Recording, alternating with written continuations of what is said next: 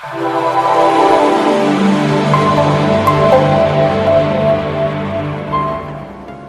Samsung. Mengenal Lee Kang Hyun, mualaf Korea yang jadi bos Samsung di Indonesia.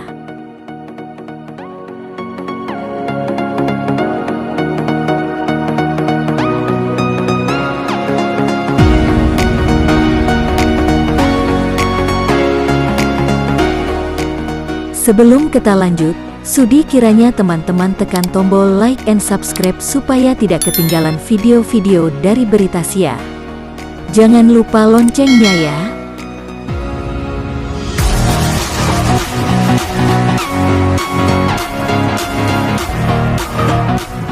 Perjalanan hidup seseorang tak ada yang tahu.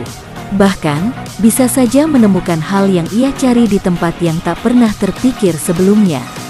Nama besar Samsung yang dikenal masyarakat Indonesia saat ini ternyata tidak lepas dari tangan dingin Lee Kang Hyun, warga Korea yang menjadi Vice President Samsung di Indonesia.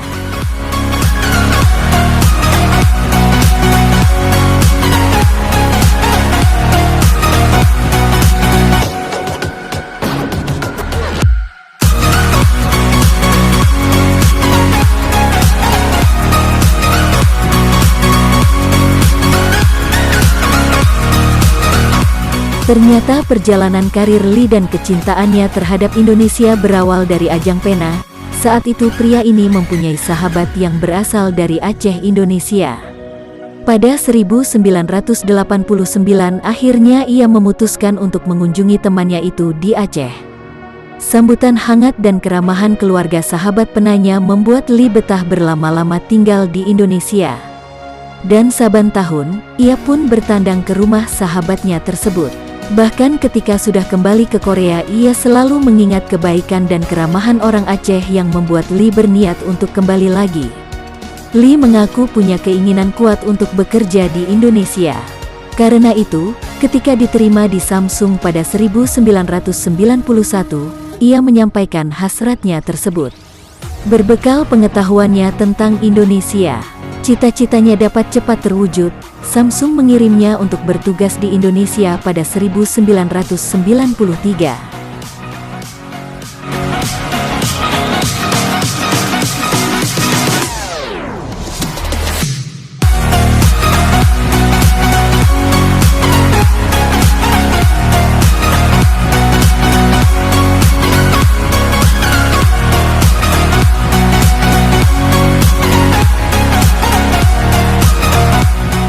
Ia sangat bersyukur karena keputusan tersebut amat jarang terjadi.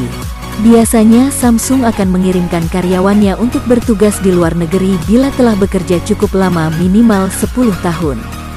Namun keistimewaan tersebut bukan tidak ada konsekuensi. Menurut Lee, ia merasa mendapat tugas lebih berat ketimbang karyawan lain yang dikirim ke Indonesia. Karena usianya saat itu masih seumur jagung, ia dituntut lebih tahu banyak mengenai bisnis Samsung.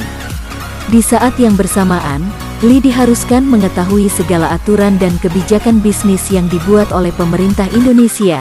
Tak jarang karena hal itu ia harus merelakan waktu jam tidurnya untuk dipakai belajar lagi. Tidur hanya 3 jam sudah menjadi kebiasaan Lee saat itu.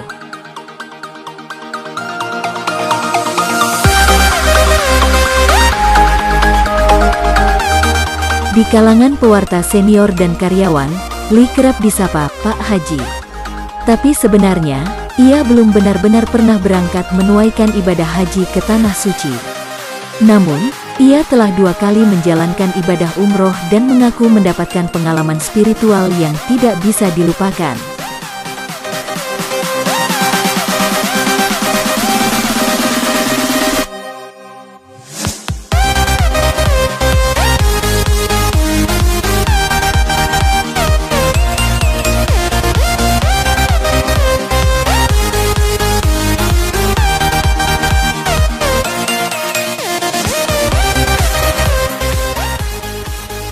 Sejak tahun 1994, Lee telah menjadi mualaf dengan memeluk agama Islam.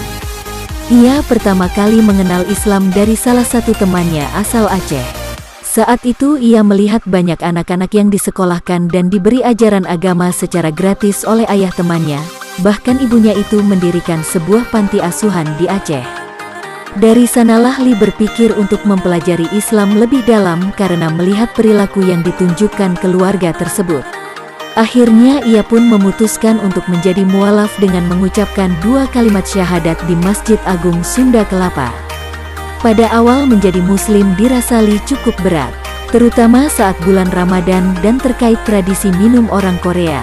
Namun seiring waktu, hal tersebut tak lagi sulit lagi karena teman di Korea Selatan sangat menghormati keputusan Li.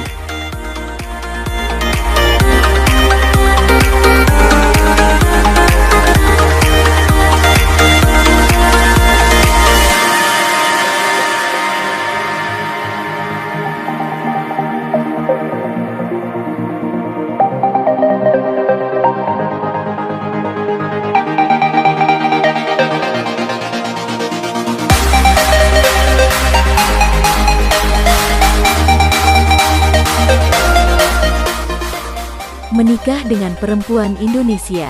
Sejak tinggal secara permanen di Indonesia, banyak hal yang ia telah dapatkan. Tak hanya keluarga angkat, teman dan rekan bisnis. Li pun menemukan tambatan hatinya di sini. Ia sebenarnya tak menyangka bakal mendapatkan jodohnya di Indonesia. Pasalnya seperti tipikal pemuda Korea, ia lebih fokus bekerja ketimbang mencari istri. Hingga akhirnya keluarga angkatnya memperkenalkan dirinya dengan Yuliani Sandra. Di awal pertemuan, Li mengaku terkesan dengan sosok Yuliani. Namun yang membuat Li jatuh cinta, ketika Yuliani mengurusnya yang tengah dirawat di rumah sakit akibat terserang tipes. Dari sana ia memantapkan hati untuk mempersunting Yuliani. Namun niatannya tersebut terhalang saat orang tua Yuliani tak memberi lampu hijau ketika tahu-tahu calon mantunya orang Korea. Maklum saat itu orang tua Yuliani masih menganggap orang Korea dengan stigma negatif. Li tak lantas menyerah, ia pelan-pelan menunjukkan dan membuktikan hal tersebut cuma isapan jempol. Hati mertuanya pun luluh dan restu didapat. Li dan Yuliani melangsungkan akad nikah pada 1996.